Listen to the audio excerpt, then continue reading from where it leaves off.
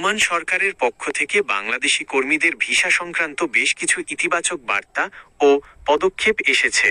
দীর্ঘদিন ধরে স্থগিত থাকার পর এই উদ্যোগ বাংলাদেশি প্রবাসী ও নতুন ভিসা প্রত্যাশীদের জন্য বড় স্বস্তির খবর।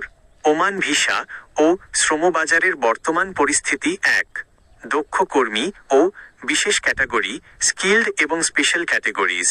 ওমান সরকার ইতিমধ্যেই উচ্চ দক্ষতা সম্পন্ন পেশাজীবী যেমন চিকিৎসক, প্রকৌশলী, নার্স, শিক্ষক, হিসাবরক্ষক, ইনভেস্টর ও ফ্যামিলি ভিসা এবং সুনির্দিষ্ট 12টি দক্ষ ক্যাটাগরিতে ভিসা দেওয়া শুরু করেছে। 2, কৃষি শ্রমিক ভিসা, এগ্রিকালচারাল ভিসাস। সাম্প্রতিক ঘোষণা অনুযায়ী ওমানের কৃষি অ্যাসোসিয়েশনের নিবন্ধিত সদস্যদের জন্য বাংলাদেশি কৃষি শ্রমিক নিয়োগের অনুমতি প্রদান করা হয়েছে।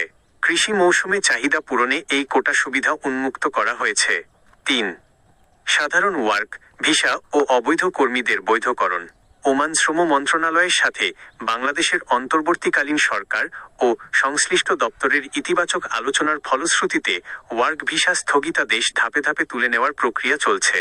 এর পাশাপাশি ওমানে অবস্থানরত অনিয়মিত ও কাগজপত্রহীন হাজার হাজার বাংলাদেশি কর্মীদের কোনো জরিমানা ছাড়াই বৈধ করার বা নিয়মিতকরণের উদ্যোগ নেওয়া হয়েছে।